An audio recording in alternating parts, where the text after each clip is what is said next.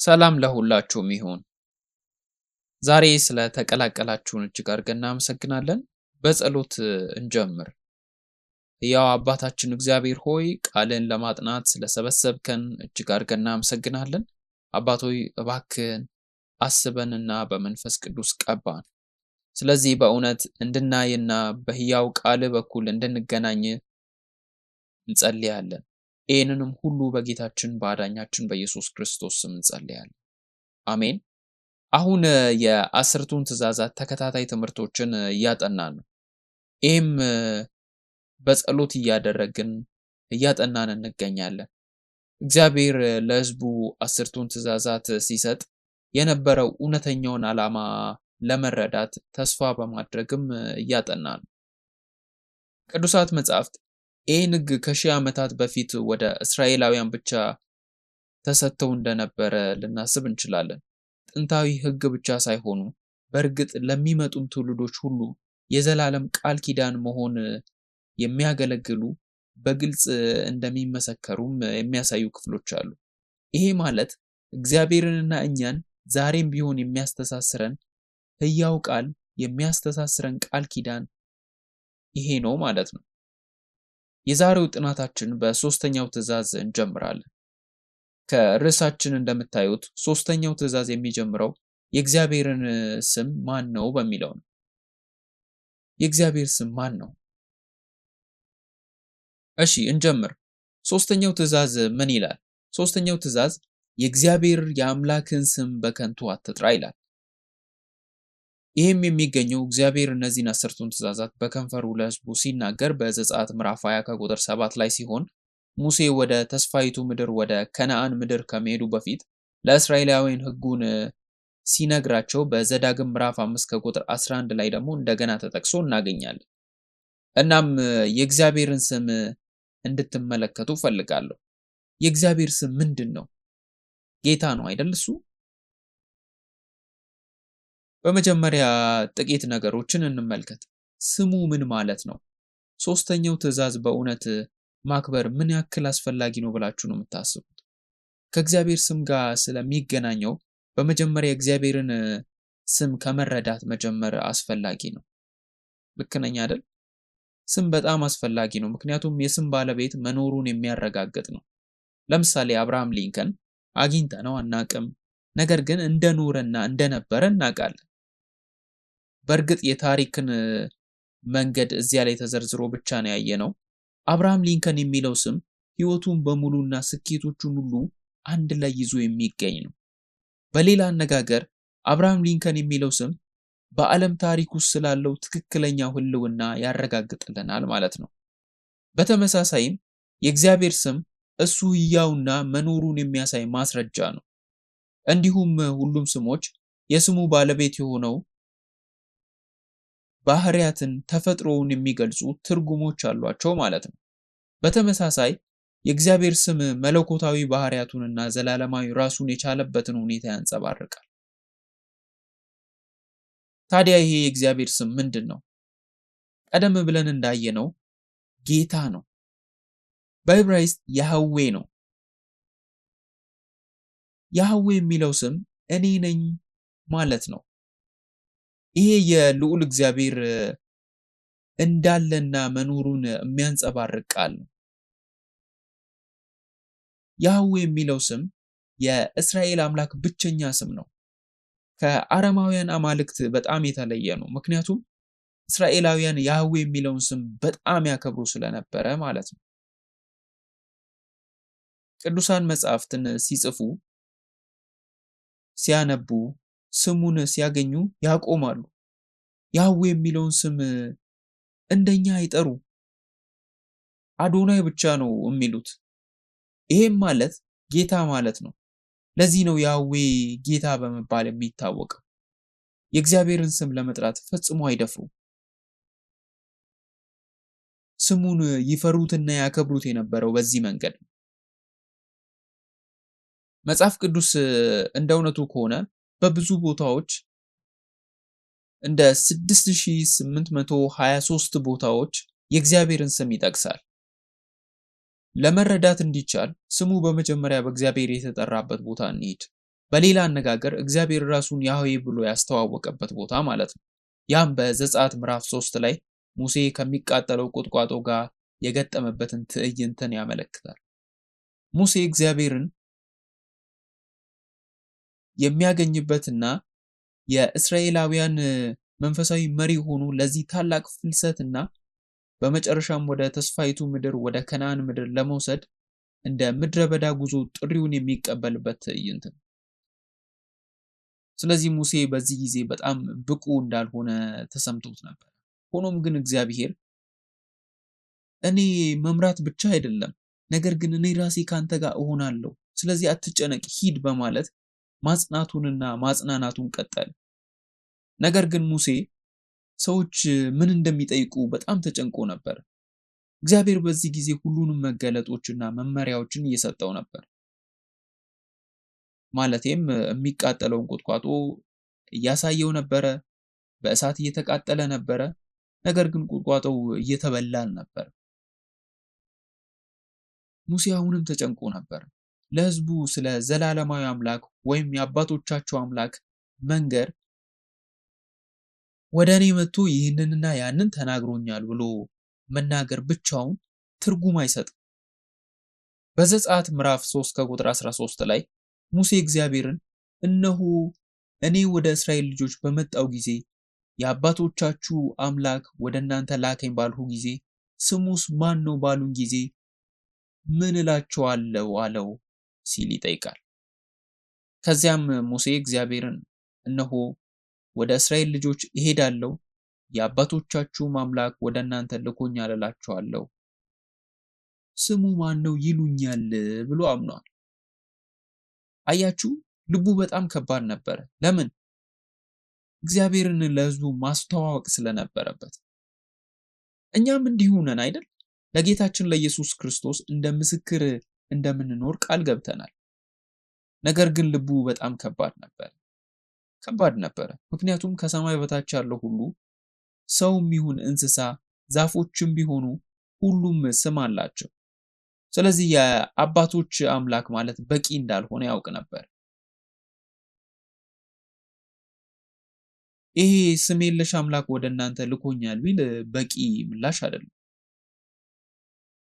በመሰረቱ ሙሴ ከእግዚአብሔር ጋር ስምህን ንገረኝ፣ ስምህ ማን ነው ብሎ እየጠየቀ ነበር። የዛኔው ጥናታችን ርዕስ ስሙ ማን ነው የሚል ነው። ይሄ ጥያቄ ራሱ የእስራኤልን ስለ እግዚአብሔር ያላቸውን አመለካከት ምን ያህል የተሳሳተ እንደነበረ ያሳያል። ይሄ ሁሉ የሆነው እስራኤላውያን ስለ አማልክት የተሳሳተ እምነት ስለነበራቸው ነው። በዓለም ላይ አማልክትን እንዴት ያዩ እንደነበረ በግብፅ ይኖሩ የነበሩትም በግብፅ ብዙ አማልክት ነበሩ እና ለምን ያህል ጊዜ እንደኖሩም ታውቃላችሁ። ለ430 ዓመታት ያክል ነው። ይህንን የንጉሳዊ ትምህርት በፈርዖን ቤተ መንግስት የተቀበለው ሙሴ እንኳን በሕይወት ውስጥ ከብዙ አማልክት ጋር ግራ ተጋብቶ ነበር። ባሪያዎች የነበሩ እስራኤላውያን ይሄ አምላክ ማን እንደሆነ ግራ ሊጋቡም ይችላሉ። ልክ ነኝ አይደል? ከዚህም የከፋ ደግሞ የግብፅ አማልክት ሁሉ ስሞች ነበሯቸው።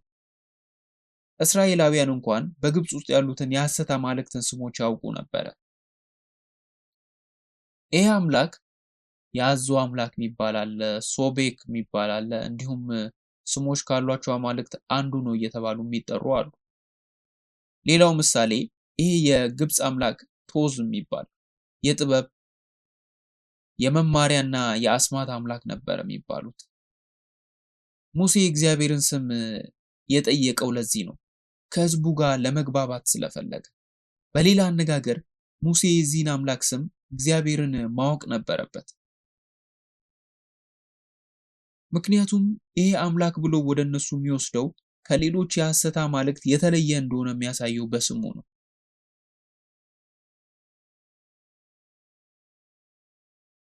ቄስ ኦኦን ፓርክ ጥልቅ መልእክትን በትክክል ተናግሮ ነበር። የእግዚአብሔር ስም ለምን አስፈለገ የሚለው የእግዚአብሔር ስም ለምን አስፈለገ? እንዲህም አለ፣ በዚህ በኃጢአተኛው ዓለም ኃጢአት ወደዚህ ዓለም ስለገባ ስሞች ሊኖሩ ይገባል። አለበለዚያ እውነተኛው አምላክ ከሐሰተኛው አማልክት መለየት አለመቻል ብዙ ግራ መጋባትም ይኖራል ብሏል። ስለዚህ በመጽሐፍ ቅዱስ ውስጥ እግዚአብሔር ራሱን በስሞች እንደሚያስተዋውቅ ማየት እንችላለን። ነገር ግን ሙሴ ስምህ ማን ነው ብሎ ሲጠይቀው መጀመሪያ መረዳት አለብን። እግዚአብሔር ለዚህ ጥያቄ ምን ያህል ልቡ ተሰብሮ እንደነበረ ማየት አለብን። በዚህ መንገድ እንመልከተው። ወላጆቻችንን እንዴት እንገነዘባለን? ወላጆቻችንን ከሌሎች በስማቸው እንለያቸዋለን? ወላጆቻችን መሆናቸውን እንዴት ማወቅ እንችላለን? እኛ የምናውቀው ፊታቸውን በመመልከት ነው። እንዴት እንደሚራመዱና እንደሚነጋገሩም እናውቃለን። እኛም እንደ ወላጆቻችን እንሄዳለን፣ እንነጋገራለን። ብንወደውም ባንወደውም ያን እናደርጋለን።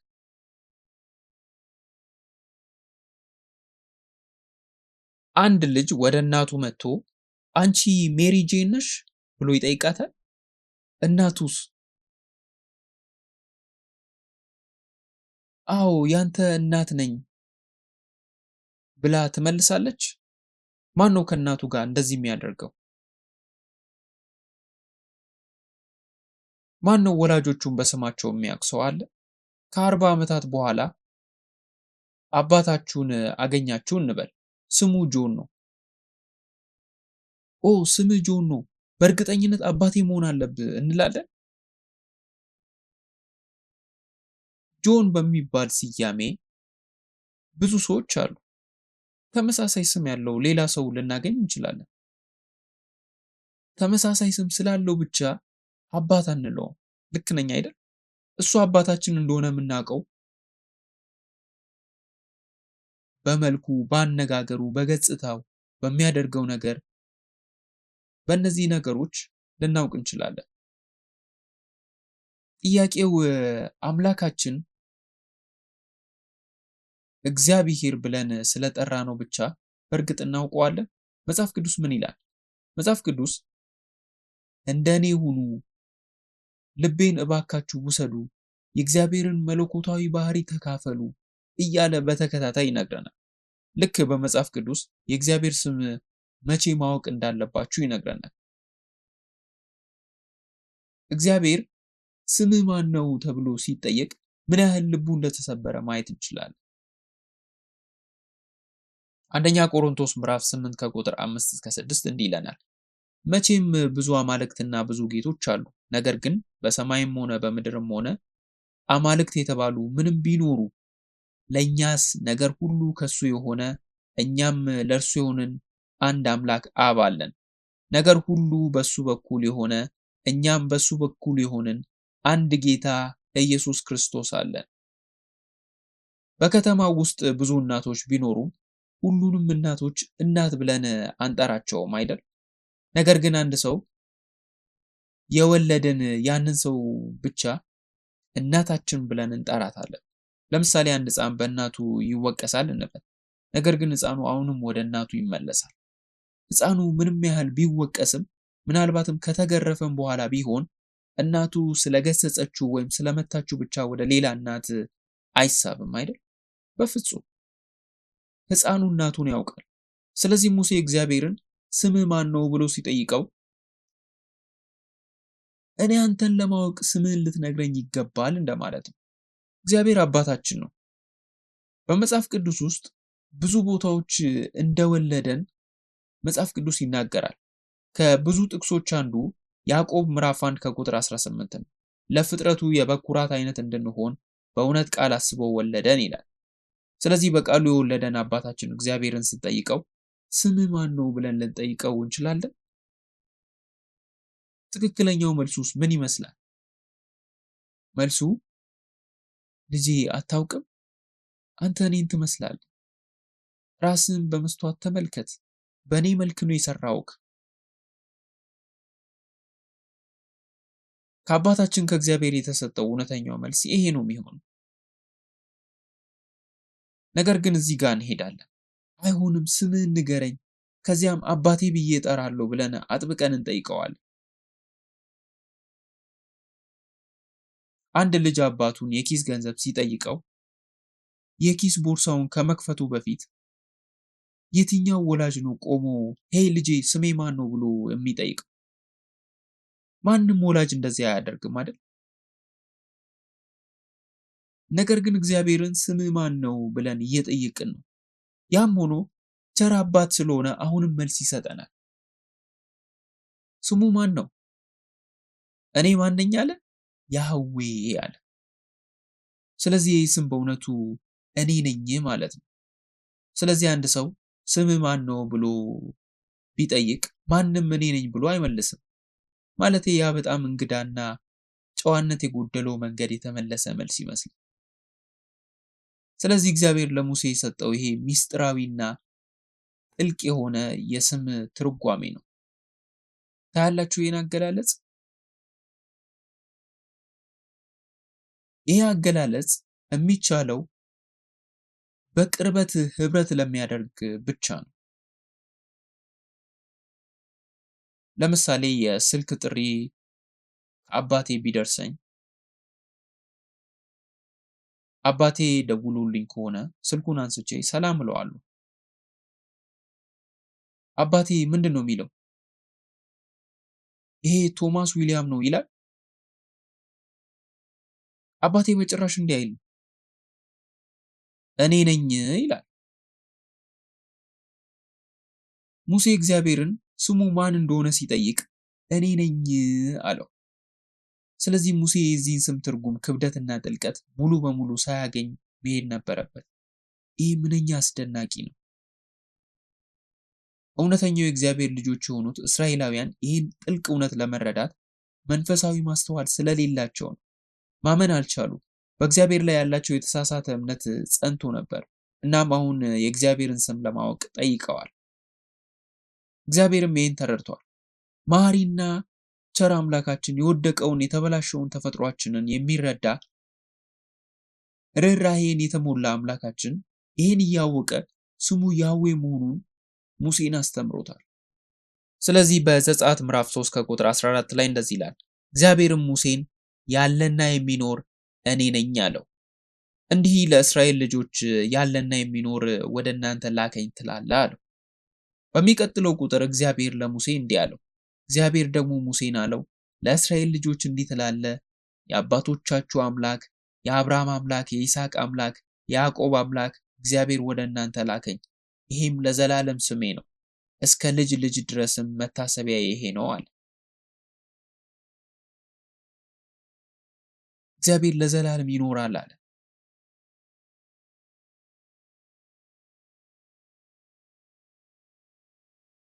በተለይም ከሱ ጋር ባለን ግንኙነት የግዴታ ስም መጠቀም የለብንም።